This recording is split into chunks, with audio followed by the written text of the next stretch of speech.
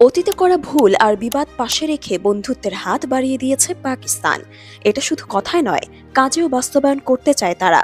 দুই দেশের গভীর সম্পর্কে টনক নড়ছে প্রতিবেশী দেশ ভারতের।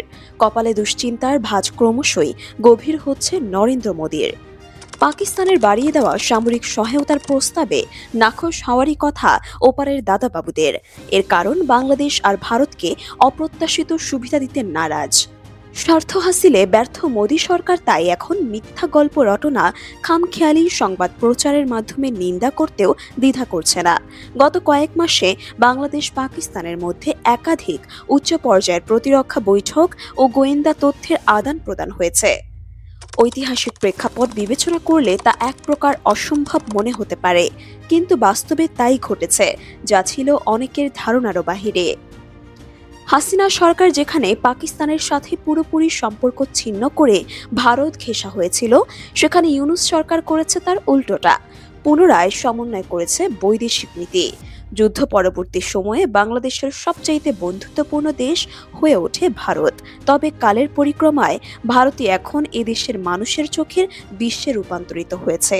আর এখন পাকিস্তানের বাড়িয়ে দেওয়া সহায়তার হাত উদ্বেগ তৈরি করেছে নিকটবর্তী প্রতিবেশী দেশগুলোর মাঝে। বাংলাদেশের নৌবাহিনী প্রধান অ্যাডমিরাল মোহাম্মদ নাজমুল হাসান পাকিস্তানের সেনাবাহিনী প্রধান জেনারেল সৈয়দ আসিম মুনির আহমেদ শাহর সঙ্গে রাওয়ালপিন্ডিতে সাক্ষাৎ করেন। এই বৈঠকটি এক মাসের মধ্যে দ্বিতীয় উচ্চ পর্যায়ের সামরিক সাক্ষাৎ ছিল। এর আগে বাংলাদেশ সেনাবাহিনীর lieutenant general SM. Kamrul Hasan একটি সামরিক প্রতিনিধি দল নিয়ে রাওয়ালপিন্ডি সফর করেন এবং পাকিস্তানের সেনা, বিমান বাহিনী ও নৌবাহিনী প্রধানদের সঙ্গে বৈঠক করেন। বাংলাদেশেও পাকিস্তানে আয়োজিত একটি বহুজাতিক নৌবাহিনীর মহড়া অংশগ্রহণ করছে, যেখানে চীনও একটি বড় প্রতিনিধি দল পাঠিয়েছে, যা চীনের প্রভাবের উপস্থিতিকে প্রমাণ করে। পাশাপাশি পাকিস্তানি সামরিক কর্মকর্তারা শীঘ্রই বাংলাদেশের সেনাবাহিনীর প্রশিক্ষণ কর্মসূচিতে অংশগ্রহণের পরিকল্পনা করছে। বাংলাদেশে শেখ হাসিনার সরকারের পতনের পর পাকিস্তানের গুপ্তচর সংস্থা আইএসআই এর কর্মকর্তাদের বাংলাদেশ সফর বৃদ্ধি পেয়েছে। এই সফরগুলো দুটি দেশের মধ্যে একটি শক্তিশালী সামরিক জোট গড়ে তোলার ইঙ্গিত দিচ্ছে, যা হাসিনার শাসনামলে ছিল না। প্রায় 2 দশক পর আইএসআই এর বিশ্লেষণ শাখার মহাপরিচালক মেজর জেনারেল শহীদ আমির আফসার বাংলাদেশ সফর করেন, যা দুই দেশের মধ্যে গোয়েন্দা সহযোগিতার এক নতুন অধ্যায়ের অগ্রযাত্রা। দুই দেশের মধ্যকার একের পর এক উচ্চ পর্যায়ের সফর বাতিলের জন্য উদ্বেগের কারণ হয়ে দাঁড়িয়েছে। ভারতীয় পররাষ্ট্র মন্ত্রণালয়ের একজন মুখপাত্র জানিয়েছেন, তারা এই উন্নয়নগুলির উপর নজর রাখছে এবং প্রয়োজনীয় ব্যবস্থা গ্রহণ করবে।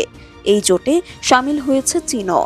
বাংলাদেশ তার সামরিক সরঞ্জামের 72% চীন থেকে আমদানি করে, যা চীনের প্রভাবকে আরও বাড়িয়ে তোলে। তাই চীন, পাকিস্তান এবং বাংলাদেশের সম্পর্ক ভবিষ্যতে ভারতের জন্য কৌশলগত উদ্বেগ সৃষ্টি করতে পারে, সেটা তারা বেশ ভালোই টের পাচ্ছে। বাংলাদেশ ও পাকিস্তানের মধ্যে কূটনৈতিক সম্পর্ক মজবুতের পথে। সম্প্রতি বাংলাদেশের অন্তর্বর্তী প্রধানমন্ত্রী মোহাম্মদ ইউনূস পাকিস্তানের প্রধানমন্ত্রী শেহবাজ শরীফের সঙ্গে কায়রোয় এবং জাতিসংঘের সাধারণ পরিষদের সাইড লাইনে সাক্ষাৎ করেছেন। খতিয়ে দেখা হয়েছে বাণিজ্য ব্যবস্থা। পাকিস্তানের সঙ্গে বাণিজ্যিক সম্পর্ক সহজ করেছে অন্তর্বর্তী সরকার এবং 1971 সালের পর আবারও সরাসরি সামুদ্রিক যোগাযোগ শুরু হয়েছে। বাংলাদেশ পাকিস্তান সম্পর্কের শক্তিশালী হওয়া ভারতের জন্য গুরুতর কৌশলগত পরিণতি বয়ে আনতে পারে, বিশেষ করে ভারতের 7 সিস্টার্সের জন্য।